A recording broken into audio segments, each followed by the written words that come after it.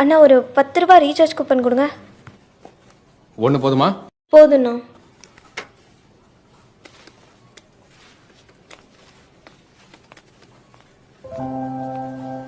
Madam, ம் என்ன இது? ஓ சாரிண்ணா, 10 ரூபா சேஞ்ச் இல்லை, அதான். அதுக்குன்னு சாக்லேட்ல அக்செப்ட் பண்ண முடியாது மேடம். நீங்கள் கூட தான் நான் சேஞ்ச் இல்லைன்னு சாக்லேட் கொடுத்தீங்க, நான் வாங்கலை. மேடம் அது 1 ரூபாய் மேடம். நீங்க 10 ரூபா கொடுத்தா எப்படி? ஏன் 1 ரூபானா அதுவும் காசு தானே. அதுக்குன்னு 1 ரூபாவும் 10 ரூபா ஒண்ணா மேடம்? ஒன்று தானா? உழைச்சி சம்பாதிச்சா 1 ரூபாவும் ஒன்று தான், 10 ரூபாவும் ஒன்று தான்.